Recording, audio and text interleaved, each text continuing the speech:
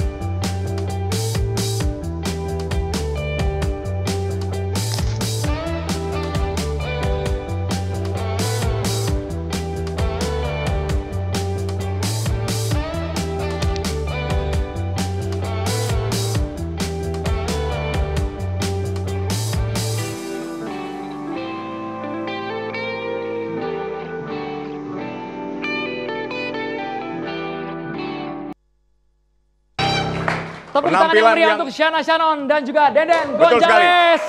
Penampilan yang begitu luar biasa, seperti semangat kemerdekaan. Bagaimana Pak Kendro? Harus malam hari ini kita sama-sama teriak, Merdeka! Merdeka!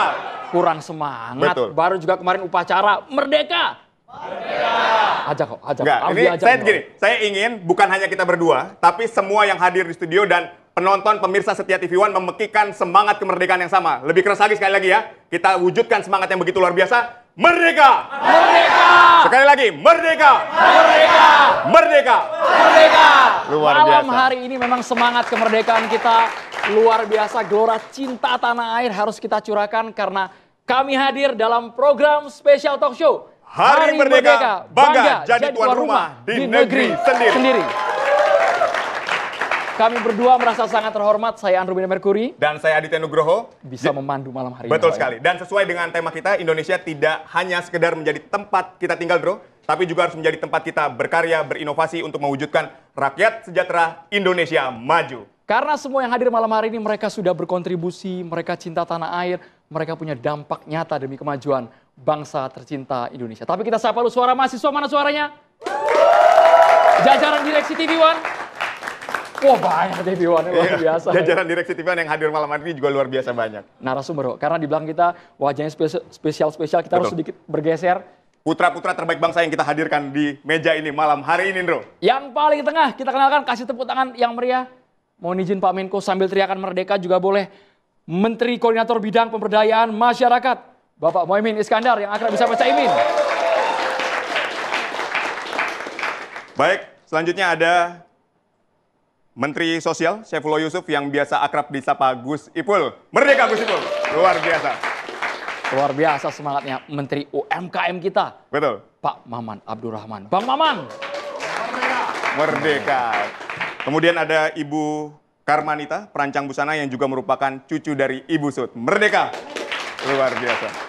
Ini satu-satunya bangsa Indonesia yang membawa kita SEA Games di Manila dapat emas. Coach Indra Syafri dapat pro lisensi kepelatihan AFC dari FIFA juga, tingkatannya sudah pro, luar biasa. Pakai mic boleh, kita mau dengar yang mendapatkan talenta terbaik sepak bola di tanah air kita. Coach Indra Syafri, tepuk tangannya boleh. Merdeka. Merdeka, Coach. Oke, langsung saja ya. Jadi kita mulai dari Coach Indra Syafri. Kita ingin melihat sebetulnya seperti apa sih makna kemerdekaan dari para tokoh yang sudah hadir di sini. Kita mulai dari Coach Indra Syafri yang tidak bosan-bosannya berkeliling ke 45 daerah untuk mencari talenta-talenta dan bibit-bibit untuk memajukan sepak bola tanah air. Boleh Coach, makna merdeka untuk Coach Indra Syafri untuk timnas kita seperti apa? Silakan Coach. Iya, bismillahirrahmanirrahim. Saya berbahagia sampai ke titik kemerdekaan Indonesia yang ke-80.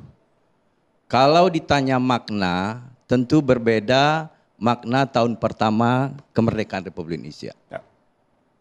Di ke-80 ini, saya bergerak di sepak bola itu 15 tahun yang lalu. Sebagai anak bangsa, berusaha mengisi kemerdekaan dengan karya. Dan izin saya menyampaikan fakta, saya berkarya dari tahun 2011 dan atas izin Allah telah mempersembahkan berbagai karya Ya.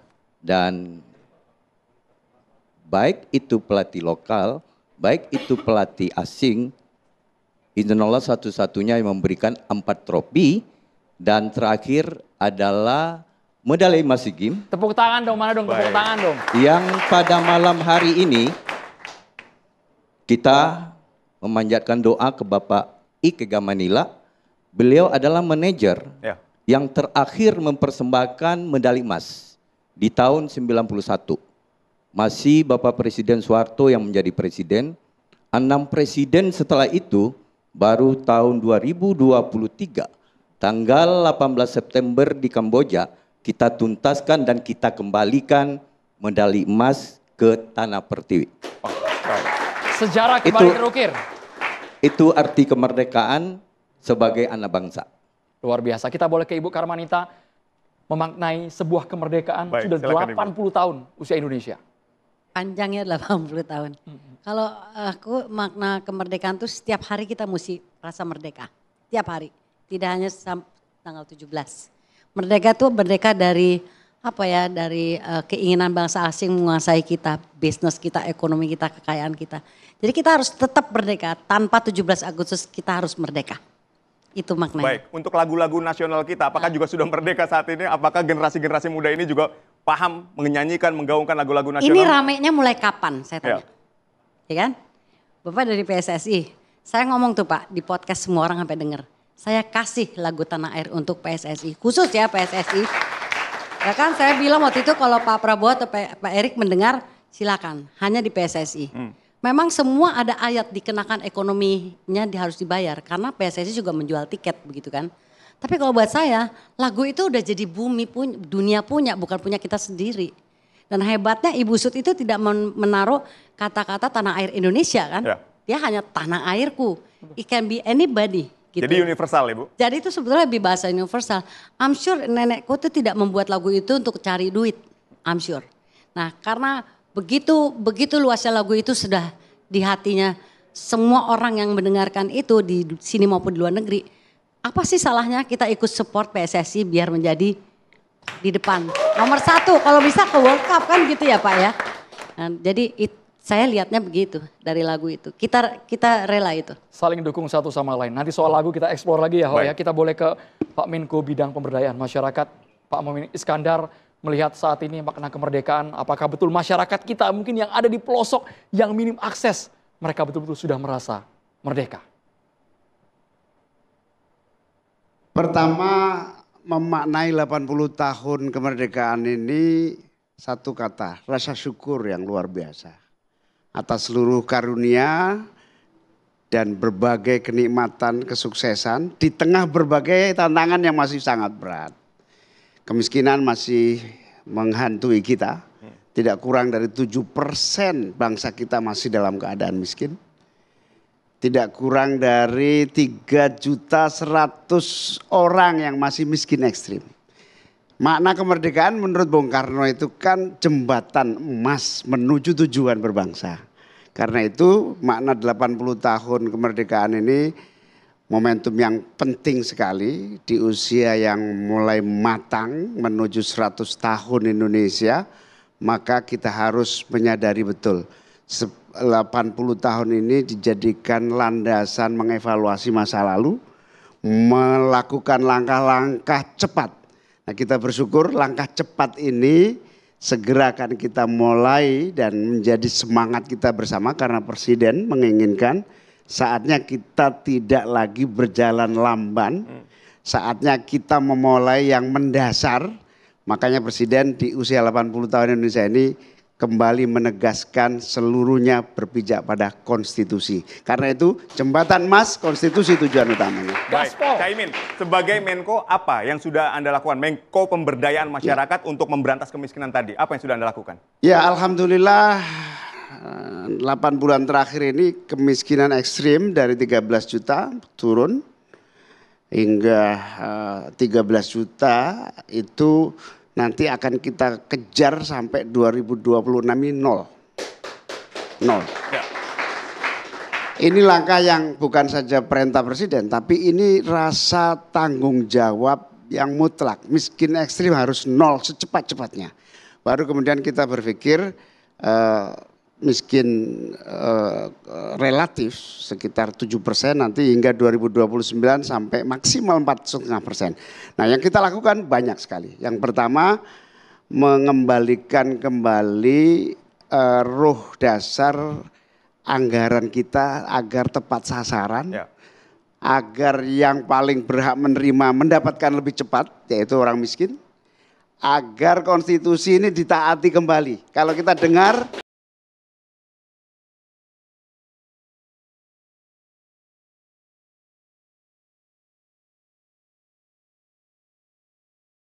sudah berhasil, kebebasan segala macam. Tapi satu hal, kita tidak boleh terlena di tengah dunia yang tidak baik-baik saja untuk tidak kembali kepada konstitusi dasar kita. Baik. Langsung kita ke Menteri Sosial. Boleh tepuk tangan untuk Menko Bidang Pemberdayaan Masyarakat.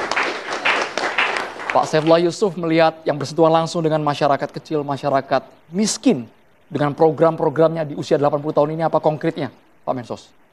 Ya tentu sama dengan Pak Menko sebagai yang mengkoordinasikan peningkatan kesejahteraan sosial.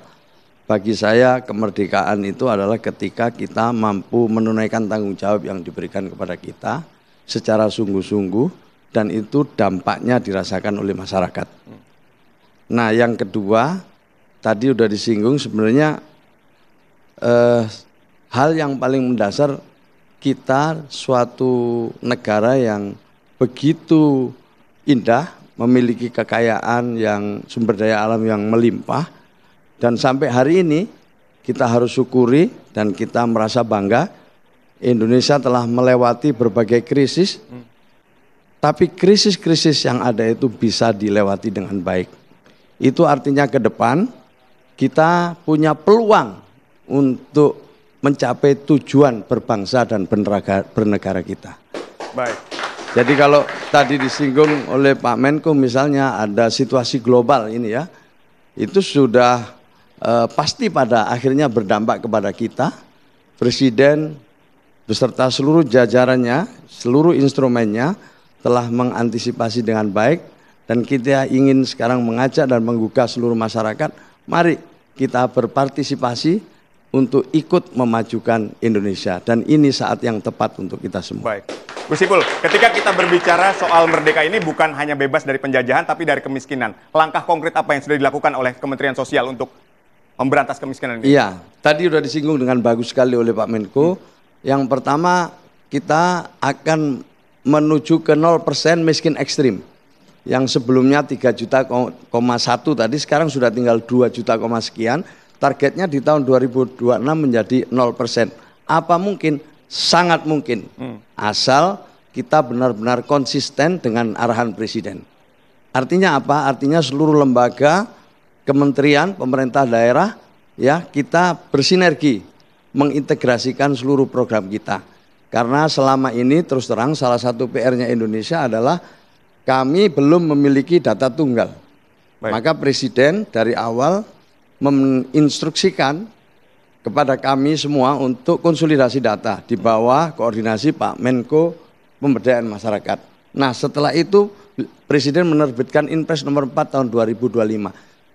Sejak itulah Februari itu Indonesia untuk pertama kalinya memiliki data tunggal.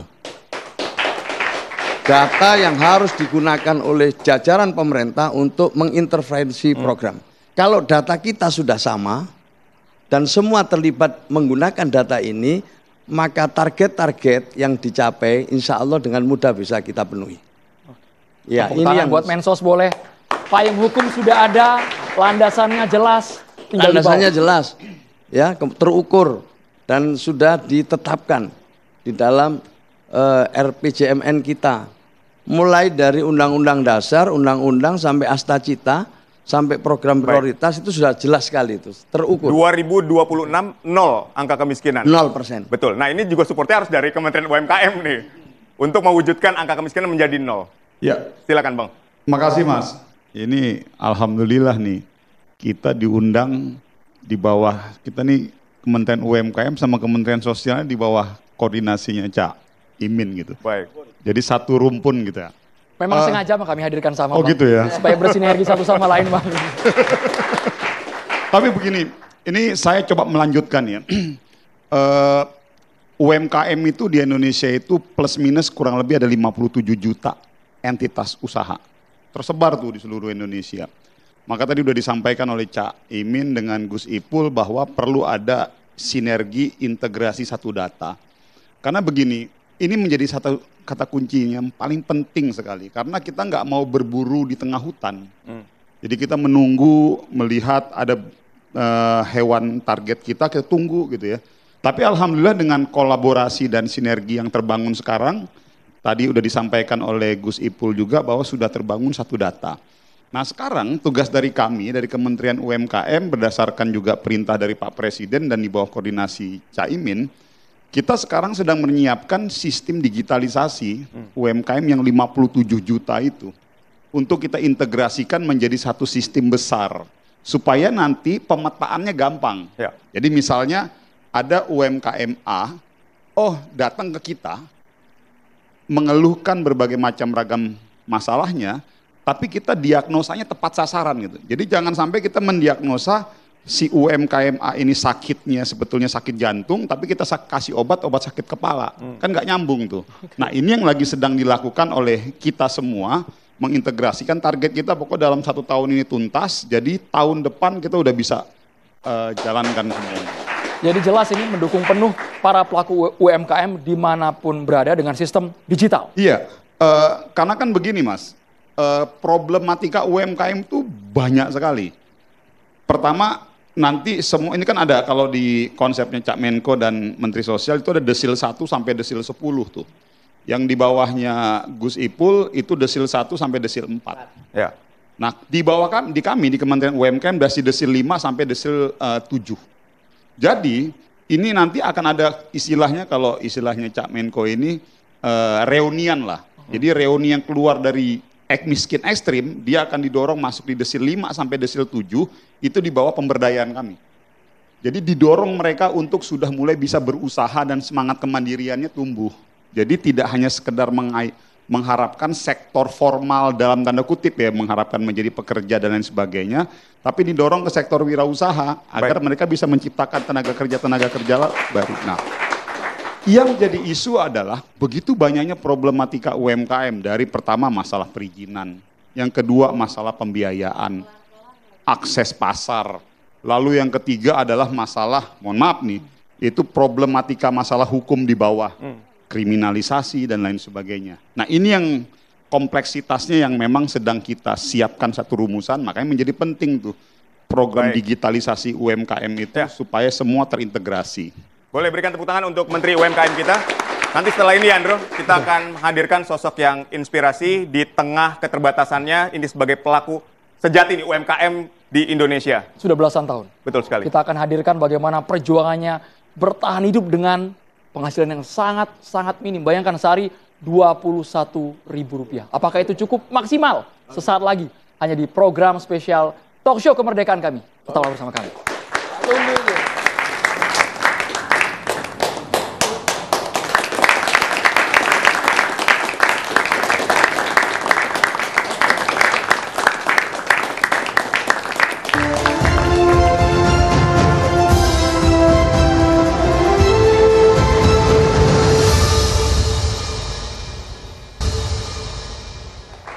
Anda kembali menyaksikan talk show spesial Hari Merdeka, bangga jadi tuan rumah di negeri sendiri.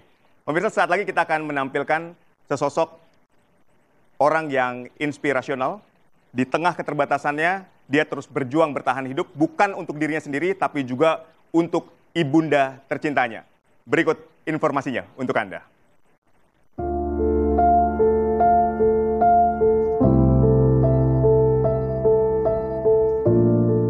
Tahun 2003 saya ngajar ngejahit, sampai sekarang saya menjahit bola Pak. Buat makan emak, buat beli beras sehari-hari, kuli menjahit bola saja. Paling 2 Pak, 2 sampai malam. Ada yang keras Pak, ada yang keras, ada yang bahan pium, sampai ada yang patah jarumnya, ini kusutnya ada yang patah juga ada. Sampai 4 hari saya nggak makan. Berarti nggak ada beras? Udah berapa hari nggak ada berasnya? Minggu, Senin, Selasa, Rabu, sekarang hari Kamis sekarang. Paling minum aja Pak, minum air. Nggak puasa aja. Niatnya puasa, paling minum saya, minum air. Buat makan, beli jual bola. Oh, nggak bisa.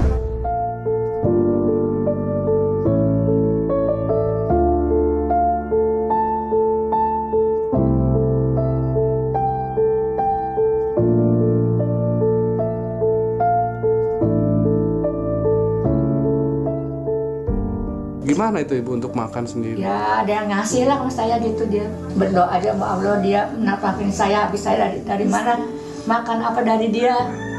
Dia jahit bola lah gitu. Tapi dia alhamdulillah kalau ada bola ya nafakin saya gitu, makan sehari-hari gitu.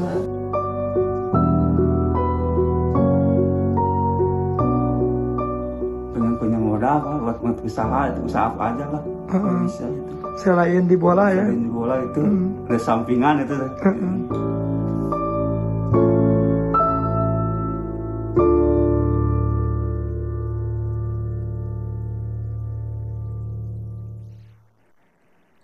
Saya sudah bersama dengan pengrajin bola sepak, ada Kang Sandi dari tahun 2003. Menjadi tulang punggung keluarga. Kang Sandi, kumaha damang? Kang Sandi? Damang sehat-sehat.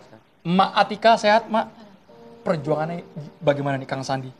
Betul-betul menjadi tulang punggung keluarga, suka dukanya dari tahun 2003 sampai detik ini, Kang. Sedih ya. Sedih. Sudah. Yang paling membuat pilu sedih menurut Kang Sandi apa, Kang? Emang kalau lagi sakit, emahnya kambuh, kadang-kadang darah tinggi. Kesedih.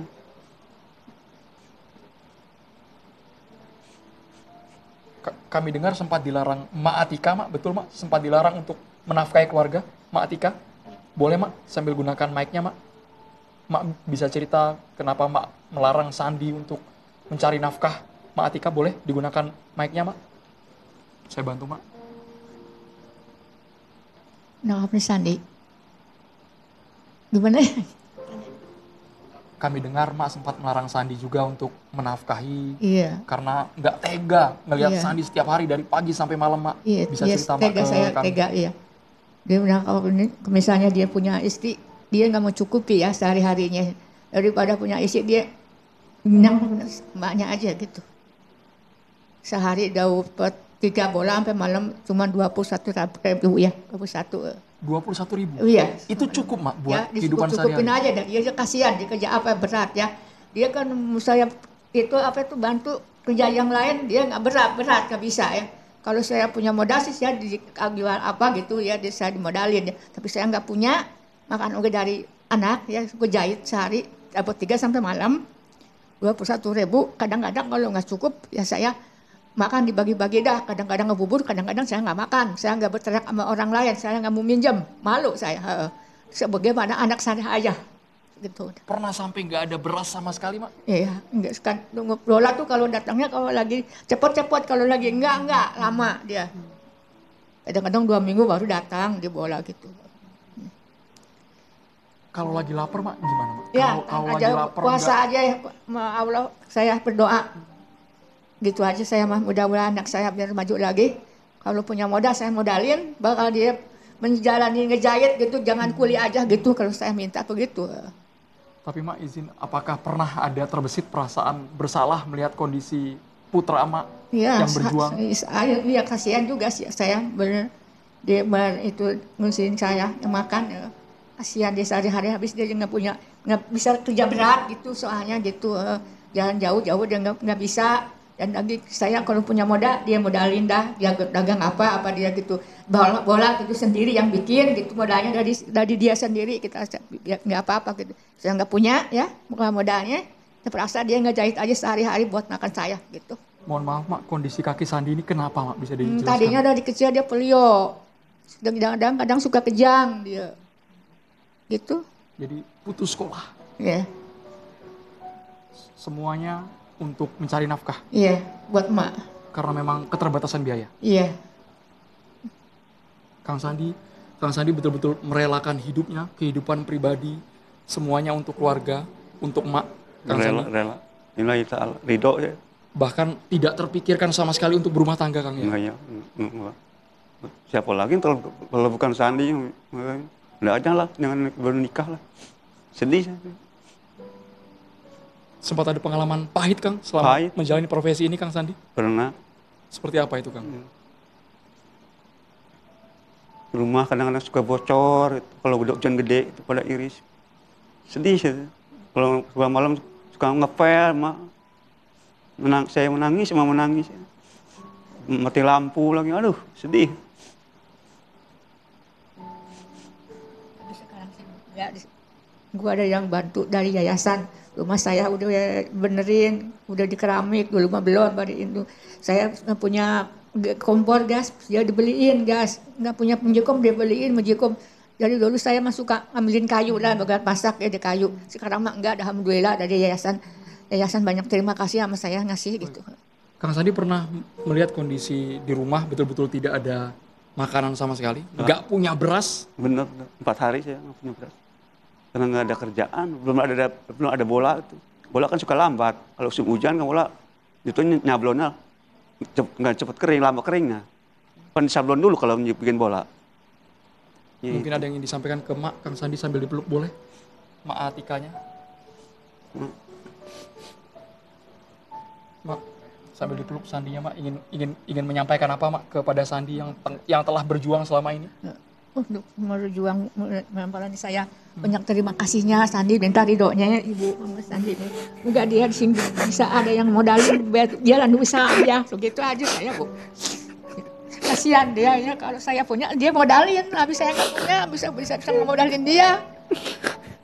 Sekarang ini saya yang nggak punya suami saya udah mati udah 9 tahun, jadi yang dapatin dia, saya nggak punya suami, jadi dia sendiri, jadi berdua di rumah sama dia, gitu. Jadi rumah saya sekarang udah bagus, ya yang yayasan yang ini yang tanggung jawab gitu segala. Saya nggak punya sumur, bikinin sumur gitu. Nggak punya itu kompor, dia beliin kompor gitu, segala itu kasur dia beliin, rak dia diberiin, semua ada di pelengkapatan di rumah saya dibeliin sama yayasan. Terima Kang kasih. Sandi semuanya tulus, semuanya ikhlas. Ikhlas ridho ilahi ta'ala. Untuk keluarga. Ya. Kang Sandi boleh berbagi dengan kami, boleh sambil ke depan kita akan melihat bagaimana sebenarnya keseharian aktivitas Bang Sandi yang betul-betul tidak mudah menjahit sebuah kepingan dari bahan mentah menjadi sebuah bola. Boleh, Kang Sandi? Baik, boleh berikan tepuk tangan yang luar biasa untuk Bang Sandi. Sosok yang di tengah keterbatasannya begitu sangat menginspirasi untuk kita semua. Kecintaan yang begitu luar biasa terhadap ibunda tercintanya. Kita akan melihat ini Kang Sandi. Pak Menteri, Pak Menko, Coach Indra Syafri, boleh bergabung bersama kami. Ini Kang Sandi. Pak. Mantap. Ya. Kang,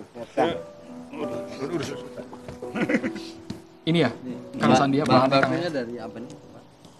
Ya, penting ini. kulit ya. Bukan, kulit bukan. Apa ini? Cak Imin, Gus Ipul, Bang Maman, Coach Indra mungkin ingin bertanya langsung kepada Kang Sandi. Ya. Saya pengen tanya, bahan bakunya dapatnya dari mana ya? Beli dari Jakarta belinya, cuma juga dari Jakarta. Oh, dapatnya belinya dari Jakarta. Sana cuma kuli. Oh. Cuma kuli menjahit. Jadi dijahit langsung yang jual sendiri. Ya. Dijual sendiri. Iya, kadang-kadang kalau nggak ada jahitin, baru saya jual itu. Jadi yang jahit, terus yang jual langsung ke pembeli atau ke toko dulu? Ke toko. Ke toko, ya. Satu bola berapa harganya, Pak? Satu bola 7.000. Satu hari bisa berapa? Satu? 3 sampai malam. Satu bola itu 4 jam, kadang-kadang 3 jam. Ini yang disebut desil 1 ya, dalam kategori. Ya, ini sebagai contoh bahwa beliau sebenarnya punya keterampilan ya, memiliki keterampilan. Nah, sekarang tinggal memang diperkuat untuk akses ke permodalan, juga akses ke pasar bahan baku, ya, bahan baku dan juga ke bahan baku. Pasarnya. Ya, pasar, akses pasarnya. Tadi sehari 3 kali, Ya, sekitar 21.000. Maaf, 3 3 bola. bola, betul. Satu bolanya Rp7.000. 7.000 itu tidak tanpa bahan baku toh ya. Hanya tenaga aja ya. Jasa saja ya.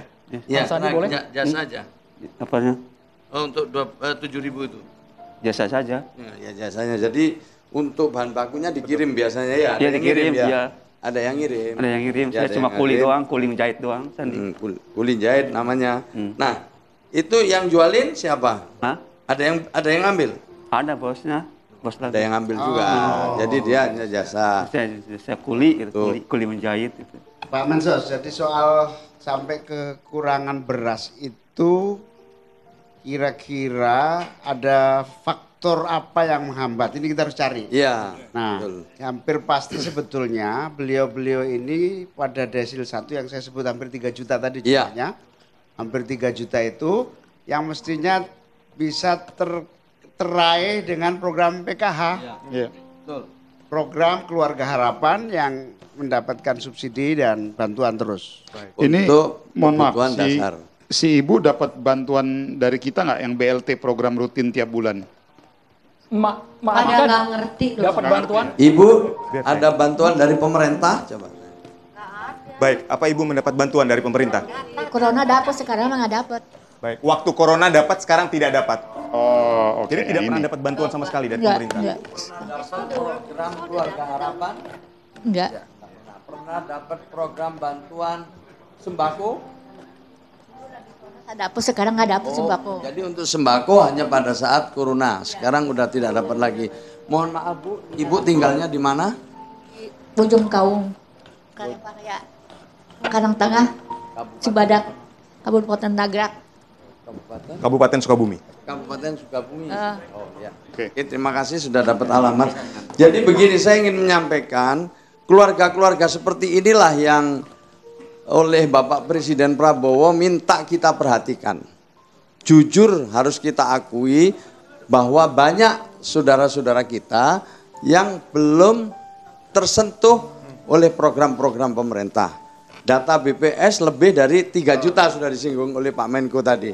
Maka itu kemudian Presiden minta kita konsolidasi data bersama dengan pemerintah daerah dan juga masyarakat umum agar yang seperti ini bisa masuk data. Kalau sudah masuk data, nanti insya Allah akan diberi program-program. Apa sebetulnya alasan Ibu dan Kang Sandi ini tidak mendapatkan akses bantuan sebetulnya? 4 hari tidak makan, hanya minum air putih dan berpuasa. Ini Ya. berdasarkan cerita Mas Sandi dan Ibu. Ya, jujur juga saya harus sampaikan ya, kisah haru seperti ini jutaan. Bukan hanya satu ini, tapi jutaan dan itu ada di sekitar kita. Baik. Kalau Bapak Ibu sekalian misalnya datang ke sekolah rakyat, bertemu dengan siswa-siswa, orang tua siswa-siswa sekolah rakyat, akan banyak ketemu dengan kisah-kisah haru seperti ini. Jadi akan jemput bola atau hanya menunggu saja jadi? Akan dijemput kalau memang nanti katakanlah semua proses sudah bisa kita mulai. Baik. Jadi akan kita mulai, ada 2 ya cara pemutakhiran data itu. Pertama lewat jalur formal dan yang kedua lewat jalur partisipasi masyarakat. Siapapun bisa mengusulkan beliau ini nanti masuk ke program pemerintah lewat yang namanya jalur cek bansos. Baik. Ini adalah aplikasi yang di dalamnya ada namanya usul sanggah. Nah di situ dilampirkan foto-foto, insya Allah nanti dalam waktu beberapa bulan akan bisa mendapatkan bantuan dari pemerintah. Jadi ini target di 2026 yang akan dinolkan. Tidak ada lagi orang seperti Kang Sandi dan Ibu yang tidak makan 4 hari, betul Gus? Betul. Jadi sekali lagi mumpung barangkali kepala daerah, kepala dinas, updating data itu real time, terus menerus. Kita kerjasama bahu-membahu, inilah yang disebut desil 1, kemiskinan ekstrim, yang memang harus turun tangan. Nah, yang anak sekolahnya dijemput oleh Pak Mensos.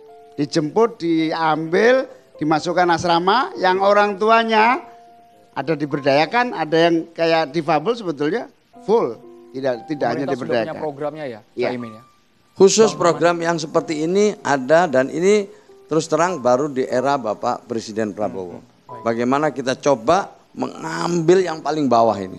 Baik. Yang tadi disebut desil 1 ini. Nah ini saya tambahkan, ini disebut ekosistem rantai supply-nya ini. Kan beliau ini kan sebetulnya jatuhnya adalah buruh harian yang ditugaskan mengerjakan ini. Di mana ada yang ngambil di atas. Nah dari posisi kami, dari posisi Kementerian Sosial, beliau yang dibantu. Tapi dari sisi kita Kementerian UMKM, off-taker-nya itu yang memberikan pekerjaan kepada beliau, bahan-bahan bola ini, nah itu yang kita bantu juga. Artinya dalam rangka untuk mendorong peningkatan produksi. Contoh sekarang, sebetulnya dengan kondisi seperti ini, apa yang menyebabkan jumlah penjualan bola misalnya gitu. Nah ini yang lagi kita lakukan. Tapi miris ini Bang ya. Pak Menteri ya, Rp7.000 untuk satu bola rasanya itu nggak masuk di angka. Nah itu dia, ini yang makanya nanti coba kita lihat. Ada dua kemungkinan, bisa saja kemungkinan pertama ya karena memang bolanya mungkin tidak laku di pasaran atau marketnya nggak ada. Ini kan macam-macam faktornya ini, tapi poin yang saya mau bilang bahwa keberadaan tadi yang ada di Kementerian Sosial didorong oleh Kementerian UMKM karena kan beliau ini kan kerjanya kan di atasnya tuh ada pengusahanya nih yang memberikan tugas bahan bakunya, yang memasuk bahan baku, pekerja harian. Ya? Pekerja harian. Nah ini yang tadi kita bilang kolaborasi ini di bawah Cak Menko ini yang mau kita buat semuanya ekosistemnya. Jadi biar semuanya terintegrasi. Misalnya isunya apa sih yang menyebabkan kenapa akhirnya cuma harga 7.000? Nah ini harus kita lihat, banyak faktor tuh Mas. Kita nggak bisa hanya sekedar melihat dari satu faktor, bisa aja mungkin karena penjualannya rendah. Akhirnya menyebabkan, atau yang kedua daya saing produk bolanya dengan bola-bola lain. Nah ini kan banyak macam-macam nih, karena akhirnya pas harganya tadi enggak. dengar cerita dari Kang Sandi, mereka minim informasi, mereka tidak tahu sama sekali bahwa ternyata pemerintahan Prabowo Gibran punya program buat menjangkau mereka. Kalau aku yang paling simpel ya, the people down there yang ngurusin data, mau kecamatan, kelurahan, apapun, itu nggak bener. Ya. Ya kan? Ya. Kita kan nggak bisa ngontrol nih setiap daerah Indonesia seluas ini, tapi kan ada stratanya kan, siapa yang ngurus. Ya saya pikir itu aja kan, kayak Dukcapil dan sebagainya itu kan. Ya ini yang tadi, bener ya ngurusnya. Kalau bahasanya kita tadi, kita kemarin di rapat di Kementerian Pusat, ini sekarang udah saatnya kita bersatu deh, berkolaborasi gitu. Jadi kita harus udah mulai geser tuh ego sektoral, ego di kabupaten, ego di kota, ego di provinsi, dan ego kita juga di pemerintah pusat. Baik. Artinya dengan semangat persatuan ini kita, ini dorongan kita kan kita udah saatnya mikirin yang kayak beliau jadi ini. langkah konkret apa yang bisa diberikan oleh Pasca ini kita harus tidak lanjuti. Harus kita tindak lanjuti. Tetapi begini Mas, yang ingin saya sampaikan bahwa tindak lanjut yang kondisi beliau apapun ceritanya harus segera kita tindak lanjuti karena ini sudah di depan mata kita. Tetapi secara sistem besarnya kan harus kita perbaiki semua, harus kita tata ulang begitu. Oke, jadi saya tambahkan ya. Yang pertama-tama itu perlindungan sosial dulu. Jadi paling enggak kebutuhan dasarnya dipenuhi. Lewat bansos. Apakah namanya nanti PKH, bantuan sembako atau bantuan-bantuan dari pemerintah daerah untuk memenuhi kebutuhan dasarnya. Terutama makanan-makanan yang bergizi itu dulu. Itu yang pertama. Setelah perlindungan selesai, nanti naik tingkat, keterampilannya ditingkatkan. Setelah keterampilannya ditingkatkan, yang ketiga asetnya. Setelah asetnya ditambah lewat bantuan modal, akses pasar, baru berikutnya adalah aksesnya tadi. Baik. Ya, jadi sekali lagi ini berurutan seperti itu. Maka itu di zaman Pak Presiden Prabowo ini ada Menko Pemberdayaan. Baik, ini adalah hadiah yang diberikan oleh Kang Sandi, ini hasil karya Kang Sandi kepada seluruh narasumber di sini. Kang Sandi, berapa harga satu bolanya? Ini kualitasnya gimana Pak Indah? Coba. 70.000 sampai 75.000. Coba ini. Ini brandnya apa? Baik. Ini brandnya dari 75.000 ketika Kang Sandi bisa menjual secara langsung, bukan dari jasa menjahit bola, berapa yang didapatkan Kang? Banyak. Kalau Kang Sandi bisa menjual satu bola yang seharga 75.000 ini, dapatnya berapa Kang? Paling 10.000, kalau kadang 5.000. 5.000 rupiah. Kadang. Jadi ketika saya izin sekali lagi, ketika Kang Sandi menjahit bola, upahnya sekitar 7.000 rupiah. Kalau Kang Sandi dapat menjual satu bola, hanya 5.000 rupiah tambahannya ya? Iya, 5.000. Baik. Tapi malam hari ini pemerintah kita bukan hanya bernarasi, tapi betul-betul kami tunggu aksinya. Ada Pak Menko, ada Mensos, ada Menteri UMKM, Cak Imin betul-betul. Ini makasih loh TV One, maksudnya enggak, ini kita justru kita berterima kasih sama TV One. Dan ada saya juga program ingin menyampaikan ini. memang program Pak Presiden Prabowo itu dirancang untuk juga mengatasi keluarga-keluarga yang seperti Mas Kang Sandi. Kang Sandi. Baik. Dan mungkin Gus Ipul bukan hanya Kang Sandi, di luar sana banyak mereka yang tidak terpotret media, tidak viral sama sekali. Jadi itulah yang disebut 3 jutaan lebih yang harus dijemput bola, yang harus secara serius, yang memang kerja keras ini, termasuk refocusing anggaran untuk beliau-beliau. Pak Menko, Pak Menteri, Ibu Karmanita, Coach Indra Syafri, ini kami sudah menyiapkan, kita persembahkan tanda tangan secara simbolis untuk Kang Sandi. Kang Sandi, kita bisa berhenti sejenak menjahitnya, bisa berada di sebelah Pak Menko. Saya boleh tanya sama Mas Indra? Pak Boleh. Indra. Ya. Ini sepintas setelah dipegang, dilihat. Ya. Kira-kira gimana kualitasnya? Ya jadi kayaknya memang dia masuk, ini brandnya spek ya. Ya brand spek. Kalau harga bola memang tergantung kualitas. Baik. Ada yang 1,5 juta, ada juga yang 50.000. Ya saya nggak tahu ini kualitasnya masuk yang harga berapa. Tapi tadi dengan hanya dia dapat 7.000 perak itu kan hanya jasa. Betul. Ya kita nggak tahu jasa ditambah bahan yang digunakan jualnya berapa gitu. Cuman yang jelas kita banyak butuh bola. Dan ini bisnis yang saya pikir cukup menjanjikan. Apalagi jumlah SSB itu lebih dari 10.000. Kalau satu SSB itu 30 sampai 100 bola, satu SSB itu berapa bola gitu. Jadi sangat menjanjikan. Baik. Kita boleh minta tanda tangan dari semua narasumber untuk Bisa kenang-kenangan bola bagi ini. Kang Sandi. Buat Kang Sandi ya. Kang Sandi. Bola ini. Kang Sandi ingin disampaikan mungkin kepada Pak Menko, kepada para menteri. Kang Sandi ingin menyampaikan Terima kasih Pak semuanya. Terima kasih Pak. Terima kasih. Semoga panjang umur, banyak rezekinya, sehat selamanya. Boleh beli 1 bola. Caimin izin Cak sambil ditanda tangan Cak. Ini kenang-kenangan buat Sandi. Bukan hanya simbol sebuah assignment saja, tapi betul-betul akan ada langkah nyata dari para menteri kabinet merah putih. Keinginannya Kang Sandi belasan puluhan tahun jadi pengrajin bola sepak. Kang Sandi ingin mungkin punya cita-cita yang ingin digapai yang belum sampai detik ini belum tercapai, Kang Sandi. Ya, tercapai. Pengen laku keras mungkin bolanya. Ya, pengen punya toko mungkin. Apa cita-cita paling Saya pendek? ingin tanya ya. Baik, silakan. Foto rumahnya, gambar atau video rumahnya ada tadi ya. Itu dibangun sendiri atau bantuan pemerintah? Dari yayasan itu. Oh dari yayasan. Oke, terima kasih. Gus Ipul sudah ditandatangan. Gus Ipul silakan ditandatangan ini ya. Buat Sandi kenang-kenangan dari kita semua. Kita doakan usahanya makin laris manis. Amin. Kang Sandi. Amin. Setelah tayang di program TV One. Gimana Ibu Karmanita boleh menggunakan mic? Baik. Bapak-bapak ini harus langsung bergerak, nggak bisa tunggu 24 jam istilahnya. Mereka juga harus punya rasa merdeka. Kita perlihatkan Menko, para menteri, Coach Indra, Ibu Karmanita sudah menandatangani di bola ini.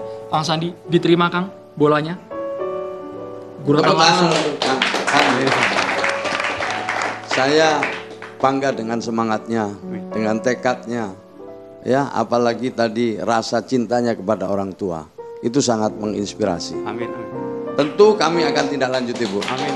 Ada 1 dari 3 juta orang di Indonesia yang nasibnya mungkin sama, yang mereka gigih berjuang, tetapi ketika pemerintah sudah melihat langsung, mereka akan turun tangan. Dan tentunya tadi ya, kita sama-sama menunggu target 2026 tidak ada lagi sosok-sosok seperti Kang Sandi ini. Semua masyarakat Indonesia dapat sejahtera. Talk show spesial Hari Merdeka Masyarakat kembali saat lagi. Tetaplah bersama kami.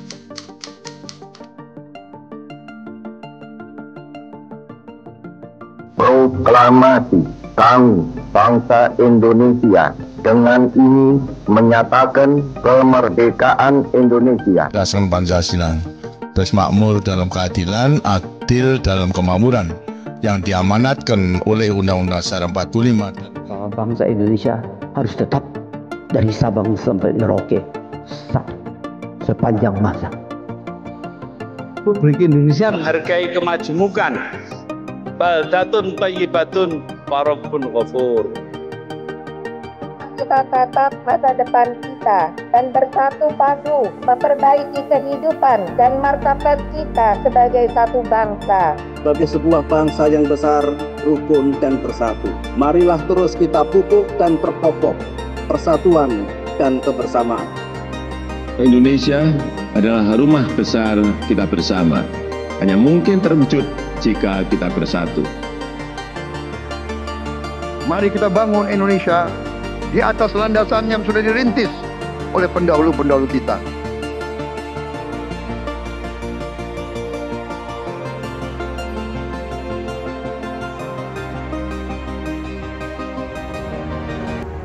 Perjuangan kita merebut kemerdekaan panjang.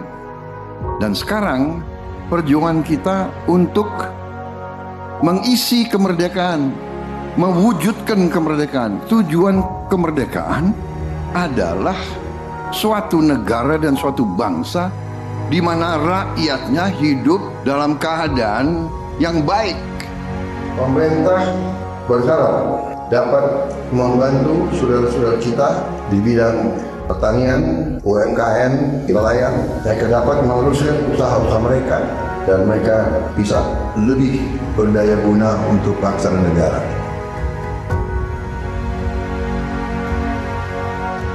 Saudara-saudara, anak-anak kita semua harus bisa makan bergizi dan itu akan kita lakukan dan itu bisa kita lakukan, saudara-saudara sekalian.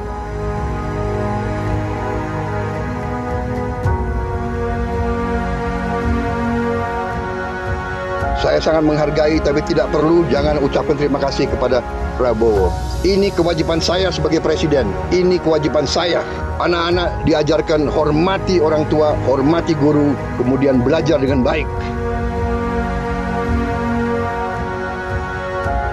Kita harus mencapai ketahanan pangan. Dalam waktu yang sesingkat-singkatnya, kita harus mampu memproduksi dan memenuhi kebutuhan pangan seluruh rakyat Indonesia. Kita akan swasembada pangan.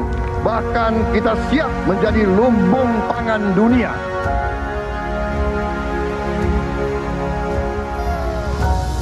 Cek kesehatan gratis untuk setiap warga negara. Ini sudah mulai berjalan.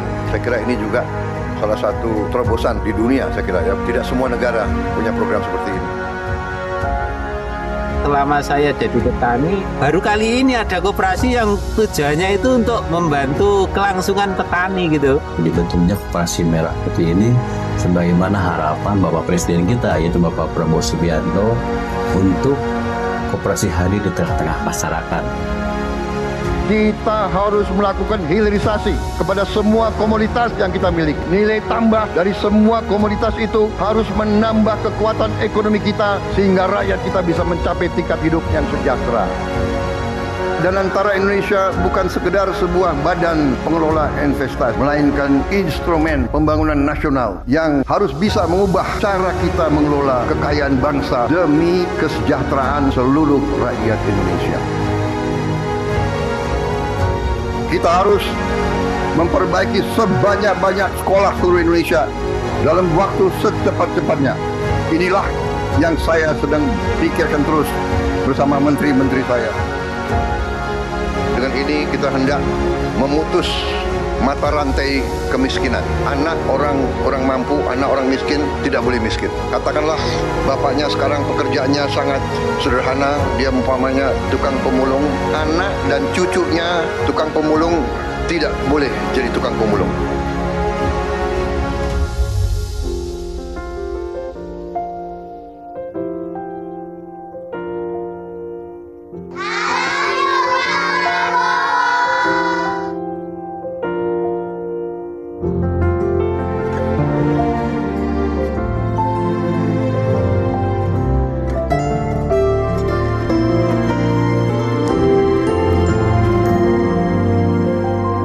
bersyukur sama pemerintahan Prabowo dengan adanya serap bulog langsung ke masyarakat bisa dirasakan hasilnya, bisa ngebantu masalah perekonomian. Buat Bapak Presiden Prabowo, terima kasih sudah buat sekolah rakyat karena ini buat orang-orang gak mampu. Bapak Prabowo berkahi ya Pak ya, sehat terus. Saya cuma bisa mengucapkan terima kasih banyak. Saya yakin bantuan Bapak bisa bikin anak saya bisa mengejar mimpinya. Terima kasih Pak Prabowo, saya jadi bisa melanjutin sekolah saya lagi. Terima kasih lah untuk CKG, dari CKG ini saya bisa bangkit lagi untuk kembali ke saya punya pendidikan yang saya kasih tinggal selama ini. Senang banget karena dengan adanya program ini sangat-sangat membantu kami yang tidak sarapan dari rumah, apalagi yang tidak mendapatkan uang jajan. Untuk Pak Presiden Prabowo, terima kasih banyak. Aku pastinya senang banget. Aku bakal bilang ke Bapak kalau aku berhasil di cita-cita aku. Jadi kita tidak melihat ke belakang, kita melihat ke depan. Kita bersatu, kita menggabungkan kekuatan kita, bergabung pikiran kita, bergabung idealisme kita. Kita bersatu, kita bekerja sama, kita akan buktikan itu. Ya, pemimpin-pemimpin Indonesia mau dan bisa bekerja sama. Kita mau dan bisa kolaborasi. Kita mau dan bisa bergabung untuk rakyat Indonesia. Kita ingin menghilangkan kemiskinan dari bumi Indonesia. Kita ingin bekerja supaya tidak ada lagi warga negara Indonesia yang usianya 70 tahun masih narik becak. Kita tidak mau anak-anak kita tidak makan pagi sebelum dia ke sekolah. Kita tidak mau anak-anak usia 10 tahun badannya sebesar anak 4 tahun. Kita harus jawab tuntutan rakyat hari ini, bukan nanti. Harus atasi sekarang. Rakyat menuntut sekarang.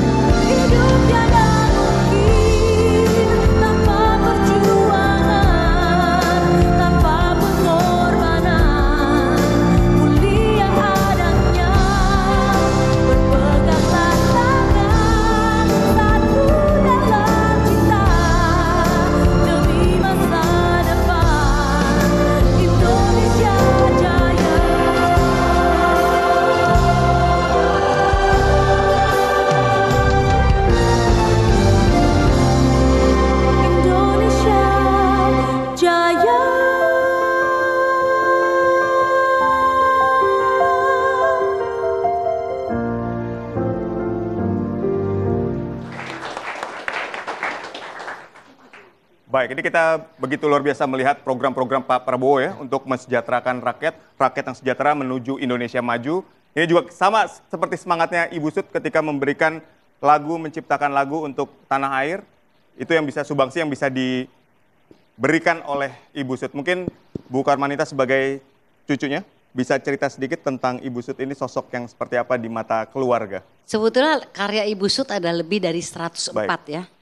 Tapi karena tanah air itu yang booming the last 10 years kali ya. Jadi apalagi masuk ke bola dan sebagainya, jadi masuk ke dunia. Terus terang ADMS juga sudah berkeliling dunia membawa lagu itu dari orkestranya dia.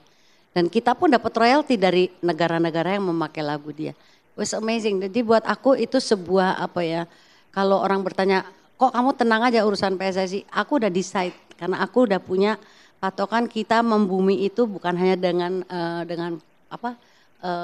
dengan cari uang, because Mbah bikin lagu-lagu itu bukan untuk cari uang kan. Tapi kalau kita bicara iklan dan apa, 20 tahun lebih nih saya urus royalti Mbah, saya udah bisa bikin today udah hampir 25 lagu orchestrated, sebentar lagi di YouTube udah masuk official Ibu Sut. Royaltinya clear sejauh ini ya, Ibu Karmanita ya? Royalti selama ini kita dapatkan sampai kita bisa rekam nih lewat daya Ibu Cutnya Deviana Daucia. Dia bantu saya untuk merekam semua partitur ulang dan sebagainya dari lagu-lagu Ibu Sut. Saya kira royalti so far kami di bawah Hak Cipta Indonesia selalu aman ya. Hak Cipta tuh sudah berdiri sejak tahun 1991. Ibu Sut meninggal 1994. Jadi sampai hari ini udah berapa puluh tahun. Baik. Kami aman, saya nggak tahu LKM berikut ya. Kalau kami di bawah Hak Cipta itu sangat damai sampai hari ini. Soalnya sekarang kan lagi sensitif dan riuh nih soal royalti. Kemarin ada suara burung, ada suara macam-macam ya. Sekarang LKM kita, saya sebagai dari bawah KCI, itu jujur nggak harus terbuka dong. Ini ada masuk dari sini, saya ini mau nggak sekian, mau nggak gini-gini. Belum hak ekonomi yang dipakai di mall, di pesawat, itu ada ekonominya ke kita. Yang penting yang ngurus KCI itu jujur sama kita. Dan so far saya udah bisa orchestrated berapa puluh lagu dan akan menuju ke 100 insya Allah semuanya. Baik, Bu Karmanita, lagu Tanah Airku ciptaan Ibu Sut ini kan selalu menjadi lagu resmi untuk timnas kita. Betul. Kemudian diminta royalti di situ. Enggak, yang minta royalti saya tegur, saya bilang sama KCI. Memang KCI ada salah misunderstanding sama aku gitu loh. Aku bilang enggak apa-apa, kalian harus menyatakan kayak itu karena memang ada ayatnya yang harus dikenai pajak royalti tadi karena PSSI menjual tiket dan itu ada berhubungan dengan hak ekonomi gitu kan. Tapi again sebagai penciptanya yang mempunyai hak sah atas ahli waris itu, saya bilang nggak usah deh KCI untuk yang PSSI. Oh oke, Bu. Jadi saya luruskan di sini KCI itu kurang mengerti yang saya maksud. Jadi sekarang KCI udah ngerti. Itu terserah Pak. Mau yang punya bilang, oh saya perlu, saya harus. Nah oke, tapi kalau saya bilang, enggak saya nggak mau deh kalau untuk PSSI for free aja. Because I'm proud to be there. Jadi ini for free hanya untuk PSSI? Yes, only PSSI. Gitu. Baik. Untuk nasionalisme ya, kita ingin tahu latar belakang karya dari sosok Ibu Sut ini, Ibu Karmanita. Bagaimana sampai karyanya begitu fenomenal. Puluhan tahun berlalu kita masih terngiang-ngiang. Dan dia tuh kan bukan hanya pencipta lagu, dia juga membuat batik dengan konsep Bung Karno ya, Terang Bulan. Itu dengan Princess Akihi itu udah tahun 60 dia udah bikin pameran sama Pak Karno. Dia pergi ke New York pameran kemana-mana.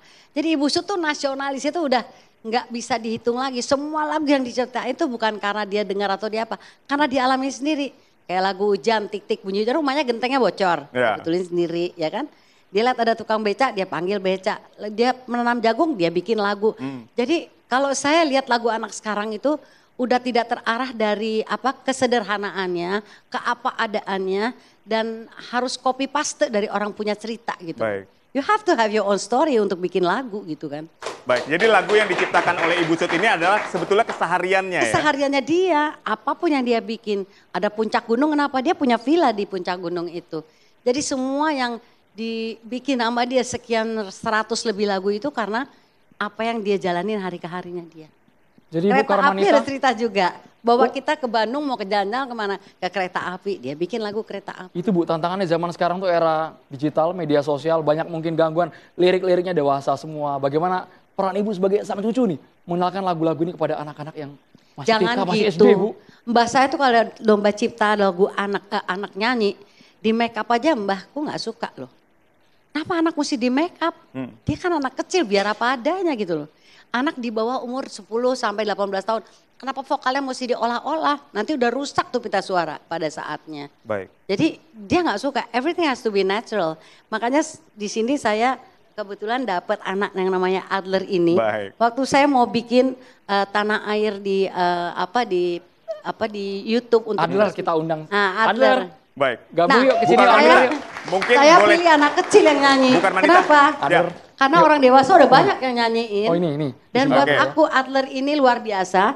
Untuk ketemu dia ini saya hampir 6 bulan ya. Baik. Baru saya dapat dia. Karena saya pengen full orkestra yang bagus banget. Tapi yang nyanyi anak kecil yang masih miring-miring suaranya lucu. Bu Karmanita, Harus izin. begitu. Ini ada project 10 lagu yang 80% dinyanyikan oleh anak-anak, betul Bu? Semuanya anak-anak. Baik. Mungkin boleh sedikit diceritakan seperti apa sih project 10 lagu ini? Ya sekarang Bapak Prabowo mengutamakan anak kecil menjadi masa depan kita kan. Betul. Kenapa kita mesti repot sama yang udah dewasa? So give them a chance to be what they want to be. Lewat lagu, lewat musik itu adalah pendidikan yang paling tepat. Karena lagu Ibu Sut semua mendidik kan. Nggak ada yang berandai-andai gitu. Ini tanpa polesan sama sekali. Tanpa sama sekali. Apa adanya Adler. Aku kan bilang Adler ya gitu. Adler, boleh nanya nggak? Adler berani nggak sih nyanyi di depan Pak Menteri? Berani nyanyi dong. di depan Coach Indra Syafri? Berani ya? Coachnya nih, coach. Berani kasih tepuk tangan coach. Di depan pemirsa Setia TV One juga berani ya? Oke, kayaknya kita harus dengarkan loh. Bagaimana suara Adler dapat umurnya berapa? Umur Adler sekarang? 6 tahun. Belajar nyanyi dari kapan? Udah lama belum? Baru. Udah lama lah ya? Iya. Pokoknya dari 2 tahun kali ya? Atau setahun? Ini murninya anak-anak ya. Betul Apa sekali. adanya kita dengarkan suara polos dari Adler ya Ibu. Dengan animasi yang udah saya Baik. Suara yang penuh lucu. ketulusan tentunya. Kita kasih dukungan, Baik. berikan tepuk tangan Boleh yang kasih meriah tepuk tangan untuk untuk Adler. Untuk 80 tahun Indonesia Merdeka. Baik. Spesial Adler. Silakan Adler. Silakan Adler.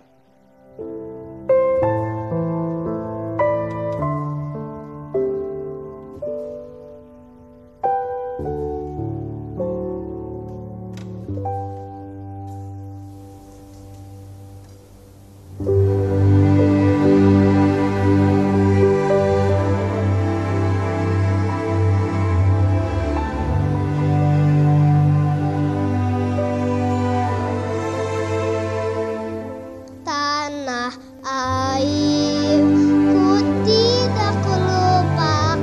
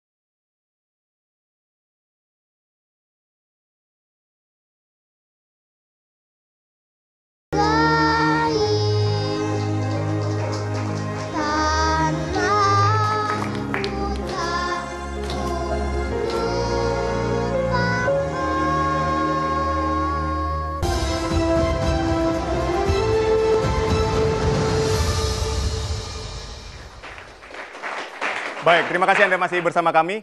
Keliling ke 45 daerah untuk mencari putra terbaik dalam dunia sepak bola yang menjadi bibit-bibit pemain sepak bola yang juga banyak yang berasal dari mereka yang masih hidup di bawah garis kemiskinan. Nah, kita langsung tanyakan kepada Coach Indra mengenai ini. Silakan, Coach. Iya, sebelum saya jawab itu, saya surprise loh. Pak Menteri secara jujur ya kan menyampaikan apa adanya. Saya berdoa kejujuran inilah yang mungkin akan membuat kita lebih baik ke depan. Amin. Yang kedua, Ibu, terima kasih banyak Ibu. Saya merasakan sekali bahwa lagu-lagu kebangsaan, termasuk kalau kita mau pertandingan Indonesia Raya dan lagu Tanah Airku, itu betul-betul menggugah, Bu. Menggugah hati kami yang main. Dan jujur, 75% orang suka sepak bola. Orang tidak makan pun, Bu. Kalau tim nasional menang, terus kita nyanyikan lagu Tanah Airku, semua kenyang, Bu. Baik. Terima kasih, Bu. Oleh sebab itu, Pak. Ya, terima kasih banyak. Tetapi Pak Ketua Umum, Pak Erick Thohir, tetap tidak mau melanggar hukum. Dan beliau menganggap lagu-lagu kebangsaan itu adalah domain publik. Dan tetapi, tapi walaupun bagaimanapun pernyataan Ibu malam ini menyejukkan kami. Malam ini tim nasional U17 lagi bermain di Medan lawan Mali. Nanti sekarang penonton lebih dari 20.000, Bu. Dan akan menyanyikan lagu itu secara bersama. Ya, Coach, mungkin boleh dijawab sedikit singkat yang tadi saya tanyakan? Saya hampir semua. Pulau terluar pun saya sudah pernah dulu. Atambua dan Natuna.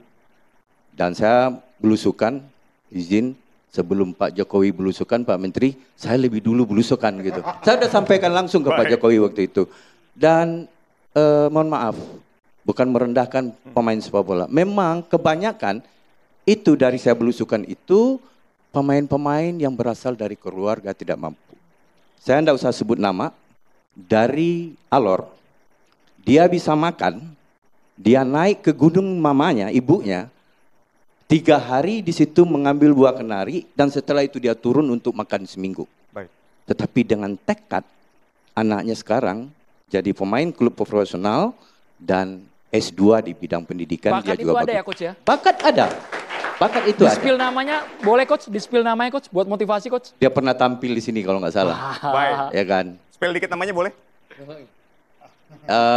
Untuk motivasi kita semua? Iya, Besroni Malaifani. Nggak spell nama lagi. Karena dia sampai sekarang berhubungan baik dengan saya dan banyak semua pemain. Baik. Evan Dimas, semua pemain-pemain yang ada sekarang berasal dari 75% berasal dari keluarga yang tidak mampu. Mereka bisa mengubah nasib keluarga. Dan malam hari ini yang spesial, ada yang terketuk hatinya, boleh gabung sama kita. Bang Ivan Paulus yang kabarnya ingin memberikan 100 juta rupiah ini. Pak Menteri UMKM, 100 juta rupiah, boleh kita sambil di depan mungkin? Baik, Mas Bang Ivan Paulus dan juga Bang Maman, disaksikan ini Gus Ipul dan juga ya? Pak Menko. Ini 100 juta rupiah tapi inginnya ada programnya yang nyata, Bang Maman. Iya. Ini saksofon yang tadi pengisi acara kita betul, juga. betul. Nanti mungkin bisa dimainkan wujudnya sedikit seperti apa nih, Bang Maman? Ya. Ini pertama kita harus berikan apresiasi. Kang Sandi, boleh gabung sama kita, Kang Sandi. Kang Sandi, Ibu. Emak Atika boleh? Ibu, ya, baik. Saya bantu kan. Ya. Bisa kan? Ini yang mengetuk hati Bang Ivan Paulus sampai ingin mengeluarkan 100 juta rupiah apa ini? Bang Ivan Paulus? Saya dengan cerita tadi bahwa Bang Sandi ini ada folio dan harus bekerja gitu. Dan kita mengucap syukur bahwa kita masih dalam keadaan sehat. Betul. Kita bermanfaat juga. Jadi alangkah bersyukurnya kita. Dan tapi saya ingin membantu. Hanya saja saya melihat bahwa kapasitas Kang Sandi ini tidak ada dalam segi mengelola keuangan. Oke. Jadi walaupun nominalnya 100 juta, tapi saya ingin ada pendampingan dari pihak pemerintah, jadi supaya nominal ini bisa dijaga dan menjadi pemberdayaan. Bang Ivan, sebentar. Ini pribadi atau abang sebenarnya pengusaha diaspora atau apa ini Bang? Ya, jadi saya Ivan Paulus, pengusaha diaspora dari Australia. Baik. Selama 30 tahun.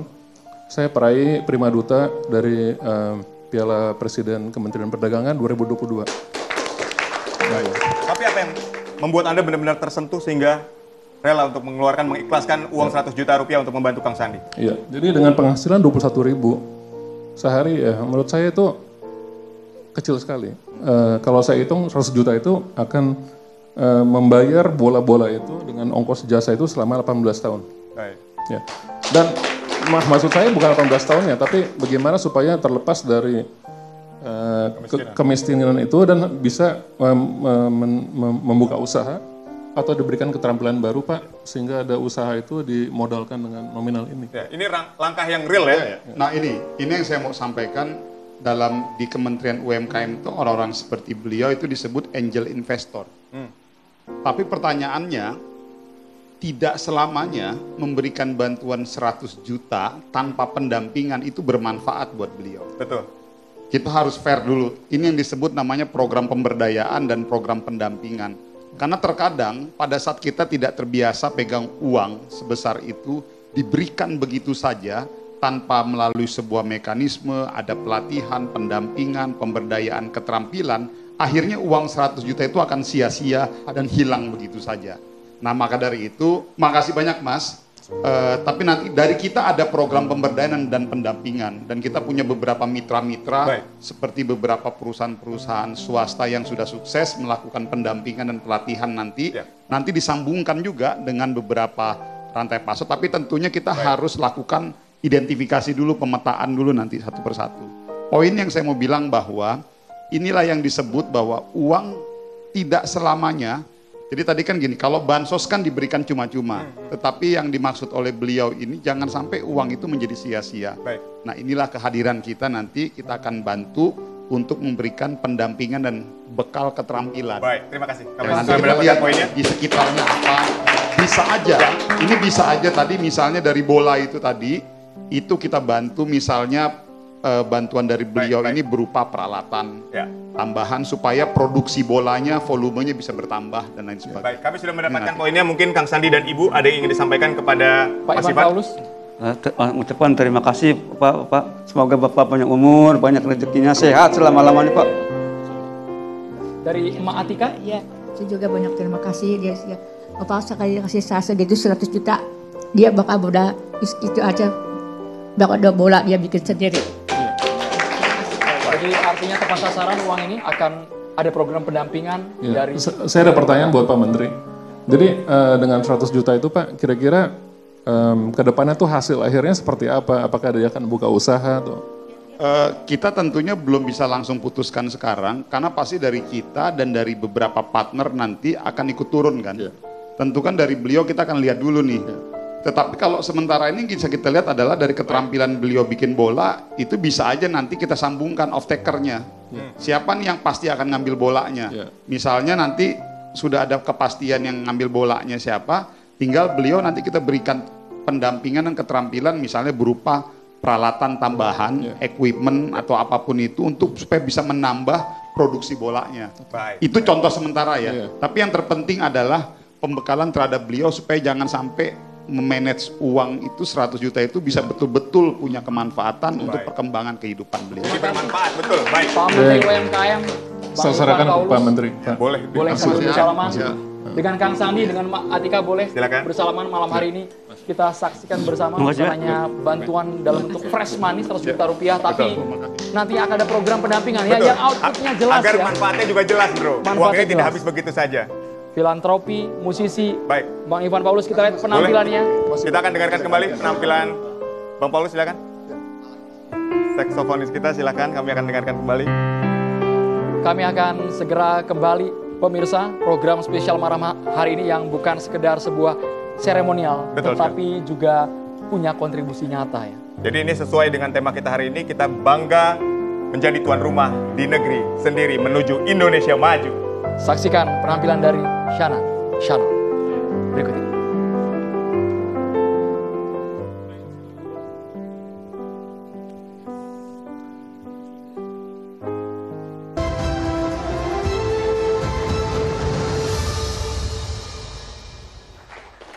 Baik, nggak terasa ya, Bro? Sudah 2 jam kita menemani pemirsa semua. Kita sudah berada di penghujung acara. Luar biasa, terima kasih banyak kepada semua narasumber, Pak Menko, Pak Menteri, Ibu Karmanita, Coach Indra Syafri.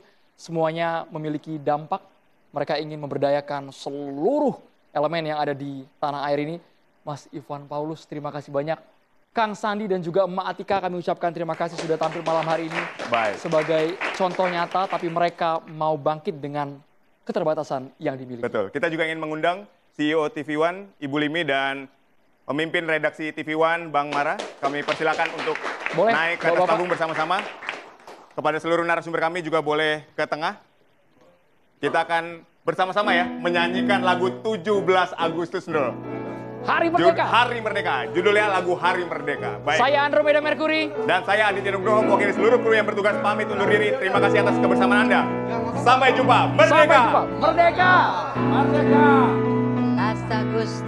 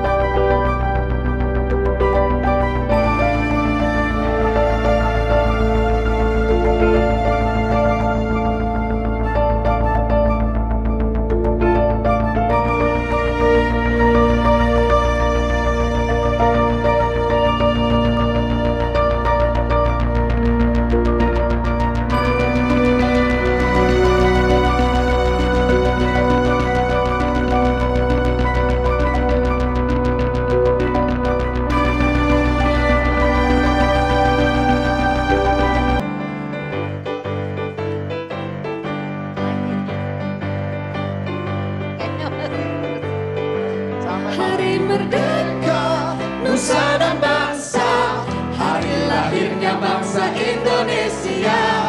Merdeka, sekali merdeka tetap merdeka, selama hayat masih dikandung badan. Kita tetap setia mempertahankan Indonesia. Kita tetap setia membela negara kita. Dan kita merdeka. Merdeka.